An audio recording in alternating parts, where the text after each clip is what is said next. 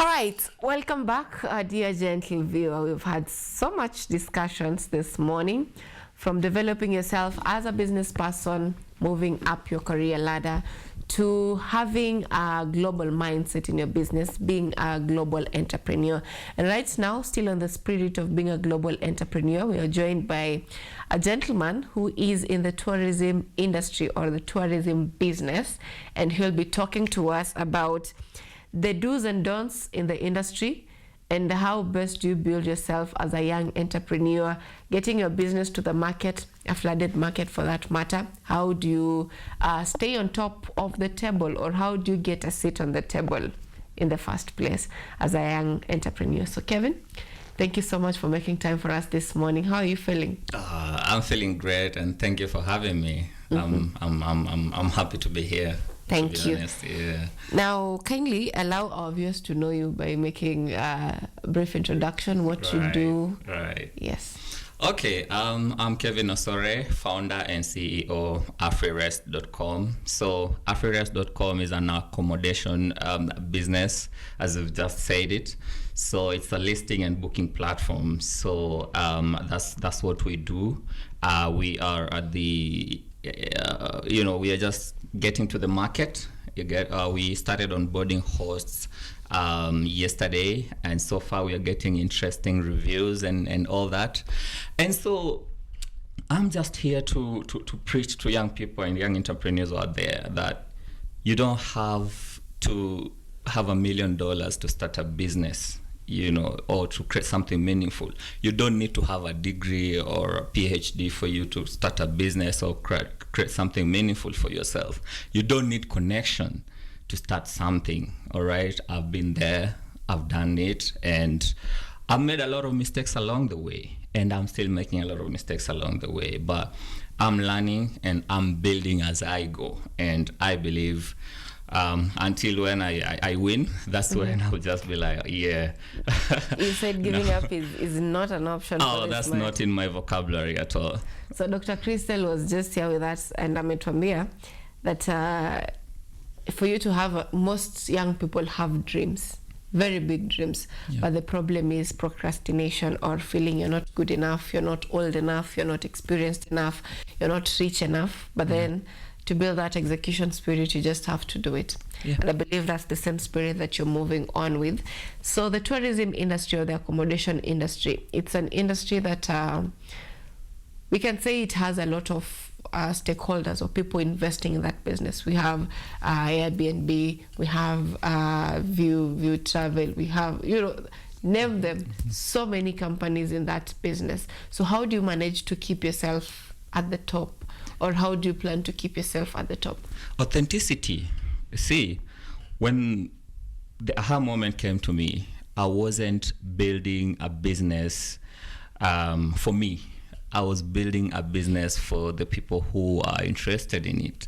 So I identified a problem because I myself am in the Airbnb or short stay business.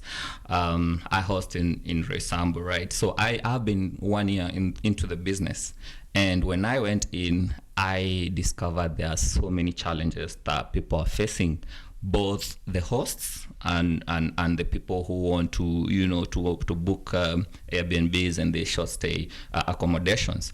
And so I listed down all the problems that I thought people are facing. And then now I re-engineered the business from that point of view, coming back into the back room, into the developers and into that. So I will say one is authenticity. Like, you need to really be problem driven, right? There's a lot of noise. There's a lot of people who are doing so many things. But one thing that stands out, that makes you different in this industry that's saturated, that has so many big players, is for you to identify that one problem that you need to solve, and then that is your selling point. That is what will keep you going when things are tough, right? And also, as the I don't know how, Doctor who you said, the wise Daktari. The wise Daktari. She's talked about mindset as well. You got to have a lot of you got to work on your mindset big time. Because when things are tough, when nobody is understanding you, when you're being kicked to the floor with all the system and all that, the only person that you have is you and your mindset to keep you going. Otherwise, you just surrender, because entrepreneurship is a brutal game. It's a very tough game, and that's why it's not for everyone. It's not for everyone. I know someone might be laughing right now because anajua entrepreneurship ilinikalia kidogo. But then let's talk about the technicalities of setting up the business in the first place, because we understand that the tourism industry is an industry that is probably the most heavily taxed industry, probably after alcohol and the sorts. We had recently the Ministry of is it Forestry giving new guidelines of new prices to be paid in reserves and all that. So this probably will be affecting tourism in the country. Big time. So talk to us about the technicalities of having a business that is touching the tourism industry. Yeah, we are heavily taxed, both back door and front door. I don't know if that makes sense. So this is, I don't know, this is something that is really disturbing people, because you don't understand how this taxation, like, so many things are coming up every day, and if you're not at par with the government regulations and all that, you can easily be left out. And so this is a field that I'm still trying to learn, because there are so many hidden taxations. And also the government is trying to say that there are relief taxes, but we are not really feeling it, right? And so for me, the tribe that I'm trying to build is, once we get the right number of people, and once we get, our audience, my plan is to really go back to the government and tell them, okay, you're taxing us, the host is being taxed, the client is being taxed, the rent on income is being taxed. So there's just a lot of things, and at the end of the day, you'll find that you're really making less money. So personally, to mention the taxations that are being brought. I haven't done an extensive research about that, because also I have a team who's doing my accountant and stuff. But founders are not really good in numbers. Personally, I'm not good in numbers, so I haven't really delved so much into that. But it's quite a number. That's what I can say. It's quite a number, the taxation, because from a business point of view, from the registration itself, right, you're being taxed from the registration itself. Client acquisition, you're being taxed, right? Setting up a unit, you need to register your unit, right? And with that, you need to have a KRA PIN. You're being taxed, and then not keeping in mind the disadvantages that the disadvantage that we face as a business.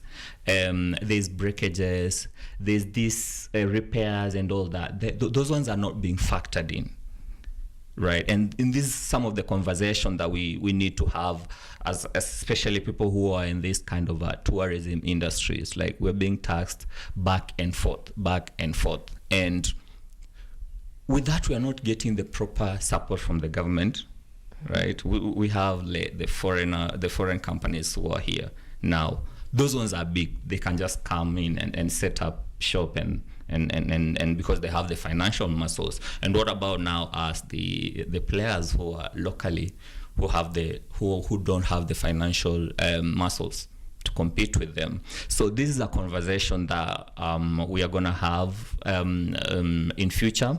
And it's just packaging ourselves well, and then going back to the government and telling them, can we get incentives on this, on that, and can we have like one tax bracket that explains everything? Because this sector is informal, right? A lot of players who are in the accommodation sector are informal, and they are operating on client to host based, and so there's no legal or frame structure that we follow, So this is something that we need to sort out as a house. Go to the government, tell them this is how we work, and can you give us this and that to support us? Because let me give you the numbers, right? We have 2.1 million tourists coming to Kenya annually, 2.1 million, right? And around 4.5 diasporas, the Kenyans coming as a tourists, and Kenya is making around $1.6 billion on annual revenue when it comes to this tourist venture, and 35% of that goes into accommodation, and we're talking about around $600 million of annual revenue only on accommodation. That's a huge number, right? And the foreign players have taken, so for instance, Airbnb has taken 65% market share, Booking.com is taking 25% market share, and then there's 10 to 15% locally, right? So these are big numbers, and these foreign players, they come in, they make profit, and then they take the whole profit back to their own country and strengthen their systems. Right, and that's why you see that the American, the England, they have better ratings when it comes to accommodation and tourism, because those people who are investing in their countries, they're investing in their own systems, and we don't have that. So we can't achieve that with this high taxation. So we need to come back to the drawing board and tell the government, okay, look, we are coming into this game. This is how you can support us, and when you support us, we'll strengthen also our systems, improve our accommodations, improve our tourism, and improve all that. Yeah. All right. Now, in terms of building the platform, what is the biggest challenge in building it and making it digital fit? I mean, it's booking online. Yeah. So what are the technicalities of that? So the technicalities of that, well, I haven't faced so much resistance on the technicality side, because I have two developers, talented developers here who are here. Like, there's no foreign in my team. They're all Kenyans who have studied here, and they're building this monstrous over software, right? And so they've done a very good job in building the software. The problem is we are operating in a low trust society, right? So telling somebody, okay, I have this platform and it's gonna help you to do this, so can you come and let's work together? A lot of Kenyans are skeptical. They want to see if the product is market proven first before they jump in. The last minute, that's how the system works in Kenya, right? Even right now, ABC is trying to enroll people, and nobody's turning up until the D-Day, right? And so the problem that I'm facing with the platform is just trying to convince people, like, okay, we are here on a good cause. We are here to help. And to help your business improve. So we need you to come on board and join us. So that is the only problem. But right now with the AI digital, you can build a powerful platforms, right? Like that's how we started with my platform, and I have this great team, individuals who are so talented, and they're building this platform from ground up. And it's working, As a young person, what is the biggest challenge you're facing in getting into developing a business? Because it's not always about, most of the time we complain about capital, And for your case, what has been the biggest challenge in developing your business? The biggest challenge, I think, is the fear of the unknown. Because you can plan, you can have a very good business plan. Everybody can do that. You can just throw it on AI, ChatGPT, and it will bring you, right? You can ask for money. You can go get a loan and start a business. You can do all these things. But then the fear of unknown is what is killing most of us. Because even right now, I'm experiencing that, because I don't know what the platform tomorrow is going to look like. Right, it can blow up or it can go down the drains, but we keep going regardless. So that is one of the challenges that I'm really facing as an entrepreneur. But I've worked on my mindset. I've worked on my capabilities as a person, and I'm positive that I'm going to overcome that. But I'm telling you, most businesses, even those ones that don't start, it's just the fear of unknown. But they have everything in the place. They just don't know what tomorrow will bring. And people fear getting embarrassed. The biggest challenge with business owners is the laugh that will come at the end of the day if you fail, right? But when you are building, people are watching silently, right? Everybody just like, we will support you and all that. But immediately you start and you ask for that support from your friends and all that, nobody wants to come. But they are still watching to see whether you will make it or whether you will fail. If you make it, they will clap for you and they will join you on the other side celebrating. But at the same time, if you fail, they will laugh at you. Why? Because negative news travels faster. Nobody wants to talk about good things in life. People want to talk about bad things in life every day. Yeah. All right. Now, where do you see your business in the next, let's say, 5-10 years? We are going to be, of course, a one-stop shop for traveling industry here in Africa, not just in Kenya. And that's why I call my business AfriRest, because it is Kenyan born, but it is Pan-African. Yeah. So we have a very good plan on how we are going to scale. First of all, we are starting small here in Nairobi.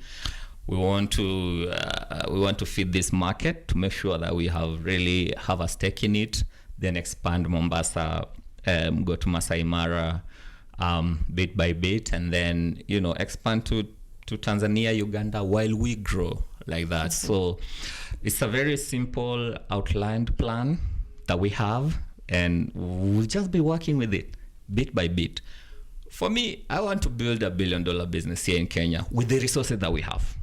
And I believe it's possible. And we will get there. All right. Yeah. Now, not to get your secrets to the public, all right, but then would you care to mention a practical way that you plan on, the practical plan you have on scaling up? Okay. So the practical plan that we have to scale. So we're just taking it simple.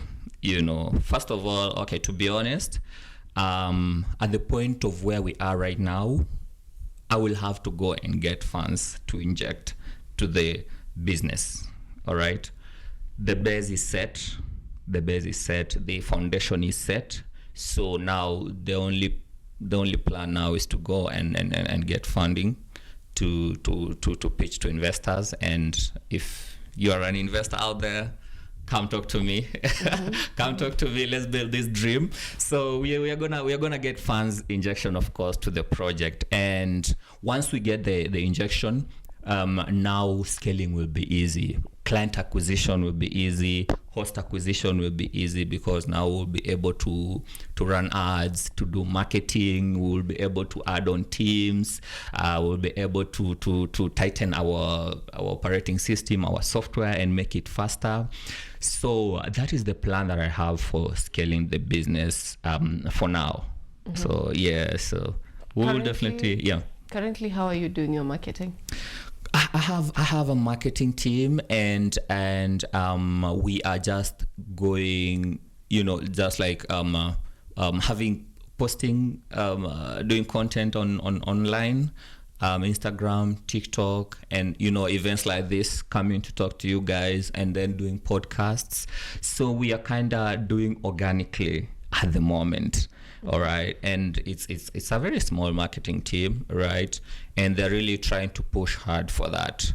But if you want to play, if you want to go big like Airbnb and Booking.com and this other Viusasa or whatever, you need quite a big budget so that you can advertise, so that you can do billboards, so that you can do branding, But for now, we are just doing it organically.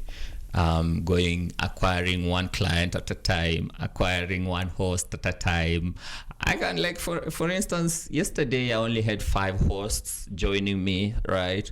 And now we are just building on that to get to 10, get to 20, get to 50 while we grow. So it's purely Kenyan, it's purely organically, and I believe that's the best way to set the foundation. Yeah. All right, now as we bring this to an end, any advice for a young person who intends to begin a business? First of all, I want to take this, I don't know if you will allow me a bit of time to just explain to people our business module, because I'm getting a lot of questions about that. You have 2 minutes. 2 minutes? Okay, first of all, our system connects the hosts to the clients, right? And for us, we are only taking 15% commission out of the whole arrangement, other than these other booking websites where they take 20. All right, so that's how we do. That's how we make money. And so for a young man who wants to venture into business, just start scared, start messy, and just go. When God gives you that aha moment, when God gives you that idea, pick it and move with it.